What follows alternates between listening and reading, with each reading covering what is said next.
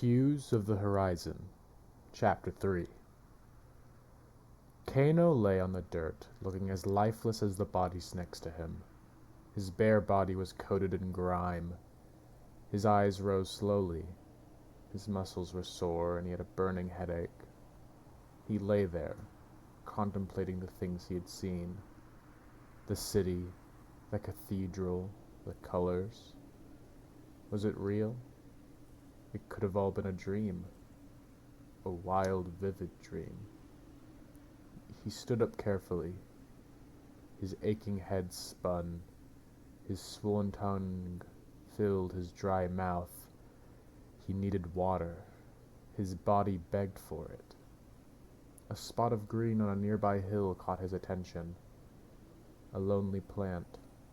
Wherever there were plants, there was water. He marched towards the hill. Each step took all of his strength and will.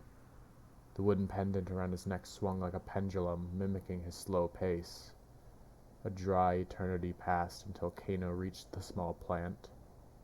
5 spiny leaves broke through the ground, promising nearby water. Falling to his knees, Kano scraped at the ground with the tips of his fingers. The surface layer of the dirt gave way easily, but impenetrable stone interrupted Kano's desperate digging. Still, he attacked the ground as ferociously as his weakened state could handle. Blood began to drip from his fingertips. He tearlessly sobbed, not out of pain, but out of hopelessness. He grabbed the plant and tore it from the ground. Ignoring the stinging pain, he tried to follow the roots through the earth, but again, the stone prevented his salvation. A vile moan escaped Kano's mouth. He punched at the stone.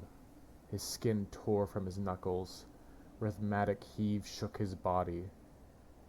He glanced for a loose rock he could use as a tool, but his surroundings contained nothing but dirt and dust.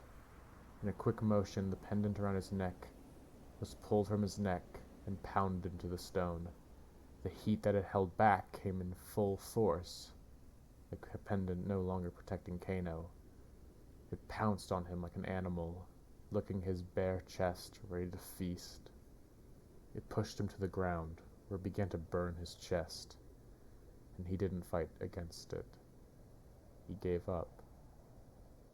It was all hopeless. Did it even matter? He barely knew who he was. He was a foolish painter, a perpetual servant. What would he lose if he died? A life he never lived, friends he'd never seen, masters who never knew him. There was nothing. Runa. His heart was pulled towards the horizon with an invisible string. Runa. A deep despair flooded his body, more intense than he had ever felt. Runa. Her face appeared in his vision like a piece of a memory. Not the face he had seen in his vision, but an older face, full of joy and happiness and love. His entire being reached for her, soul, body, and mind.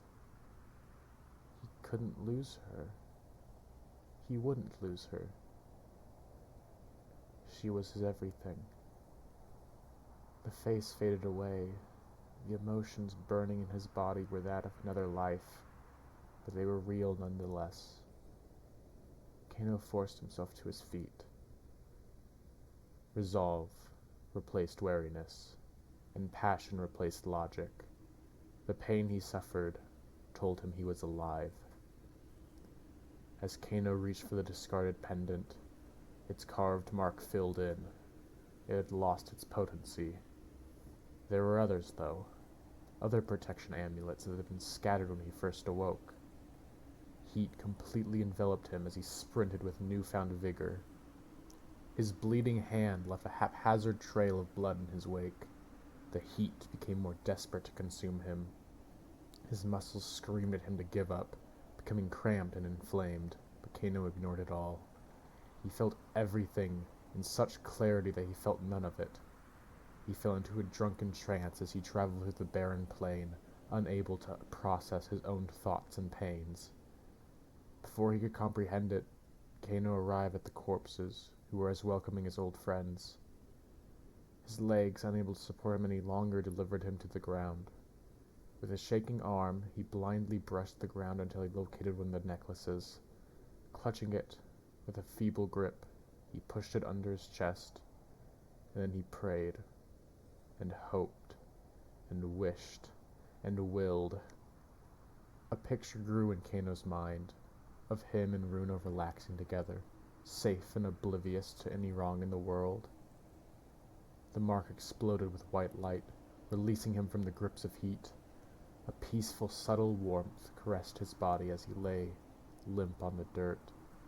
A surge of emotional relief flooded through him, soothing his aching muscles. As he lay incapacitated, something caught his eye. A long wooden staff was partially concealed by the cadaver in front of him, which had painted red marks along its entire length. It was the same mark that had been used in his dream to turn the ground into a pond. He crawled sluggishly to the cooked corpse and tore the staff from under it.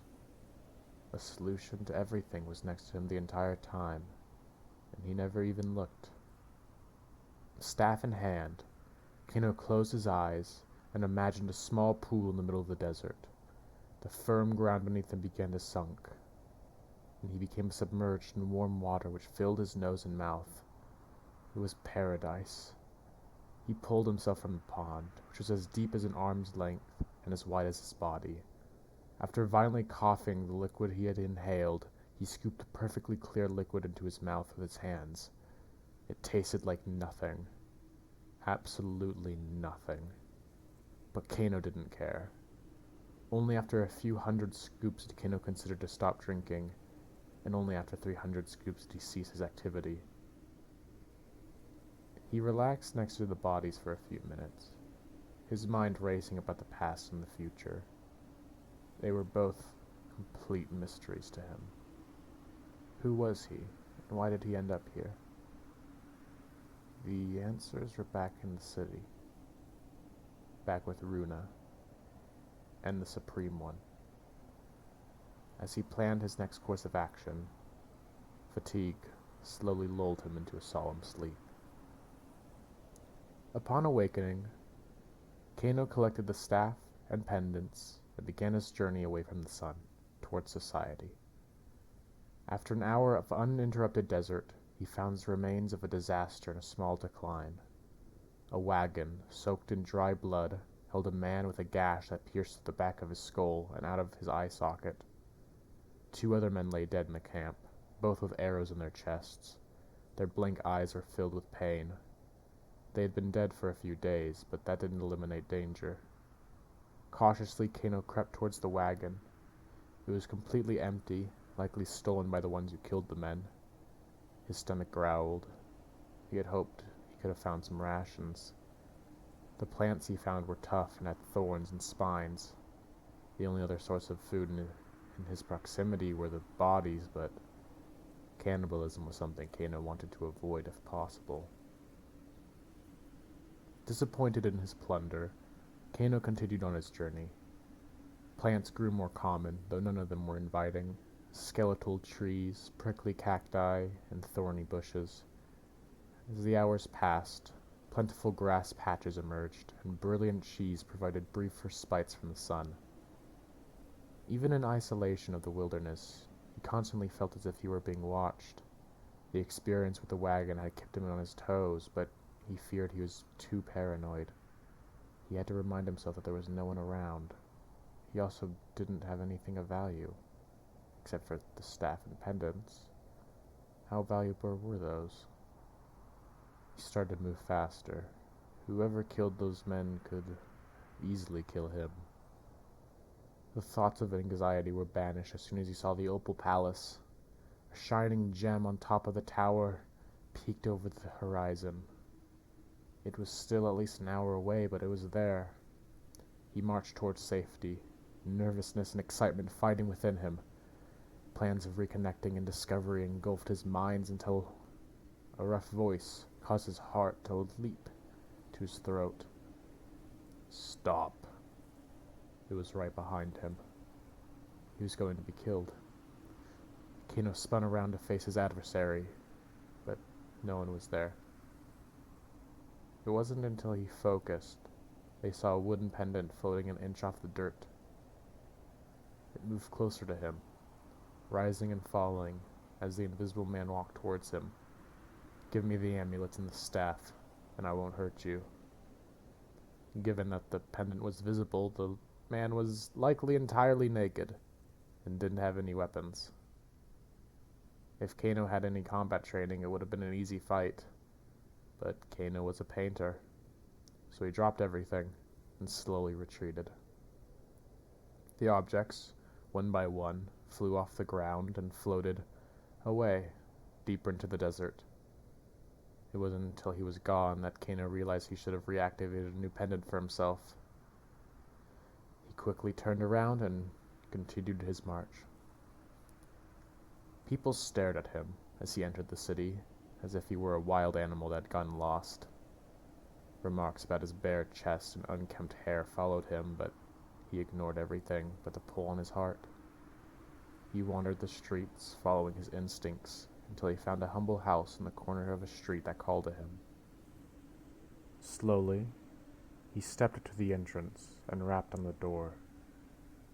Moments passed, his heart pounding in his chest, until the door opened.